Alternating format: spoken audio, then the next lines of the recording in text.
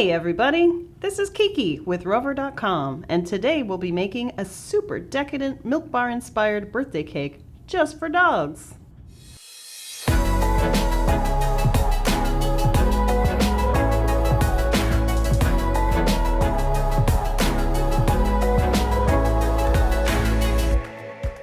For our take on Christina Tosi's world-famous Milk Bar birthday cake, we'll be creating a 3-layer maple bacon masterpiece, filled with fluffy peanut butter cream cheese frosting and decorated with carob brownie stars and real bacon. For the cake, we'll start with the wet ingredients. We'll add the eggs, applesauce, yogurt, maple syrup, and vanilla extract and mix that until just combined. Next, we'll add the baking soda, gluten-free flour, and oat flour, and pulse it just enough to combine all the ingredients. Pour the batter into a greased and parchment-lined quarter sheet pan. Sprinkle an even layer of cooked crumbled bacon across the top of the cake. Your dog will thank you for this. We'll pop the cake into a 350-degree oven on the middle rack.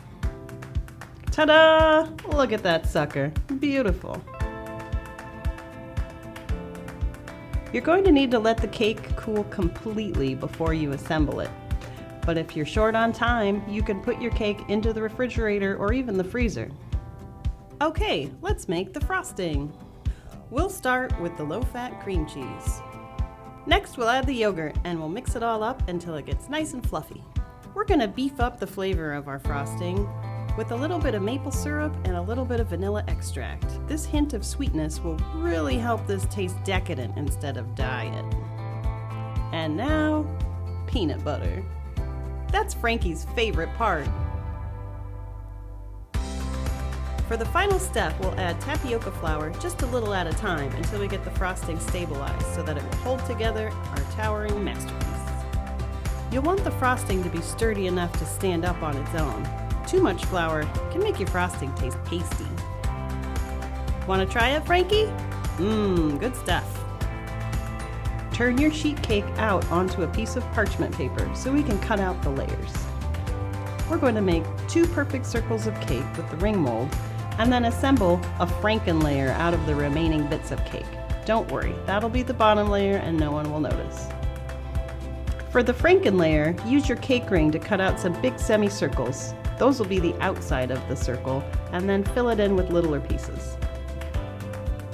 Okay, so on our plate we've put a 6-inch cardboard base just to make it easier to move the cake later on. Place the mold over the base and begin constructing your first layer using those Franken pieces. I'm cutting off some of the crustier edges of the cake, but the soak is going to help soften everything out, so if you need to go right to the edge to cut your circles, it's fine. Okay, we'll add about a 1/4 cup of milk and spread it around on the cake layer using a pastry brush. Next, we'll insert the acetate, which is going to help keep the cake stable as we build it. Just push that down around in between the cake form and the cake layer. It's going to be a tight fit. Now we add a generous portion of our peanut butter frosting. Spread it around, sprinkle on those colored sprinkles if you're using them, and just go to town.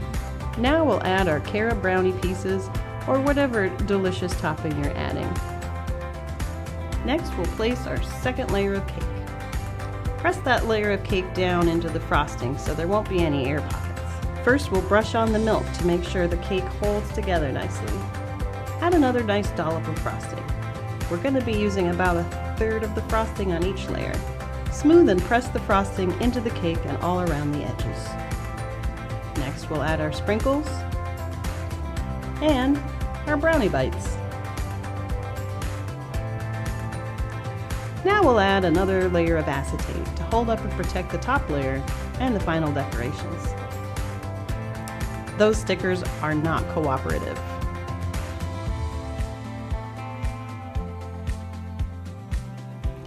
Here's our beautiful top. Just gonna trim off that little bit of crusty edge. Really cram this layer down and make sure there's just no air pockets that will make your cake unstable. Next, we add the soak, getting the milk into every nook and cranny. Here's our final layer of frosting, the crown. We're gonna finish this up with some bacon bits. I cut some long, thin bacon strings too for an interesting topper.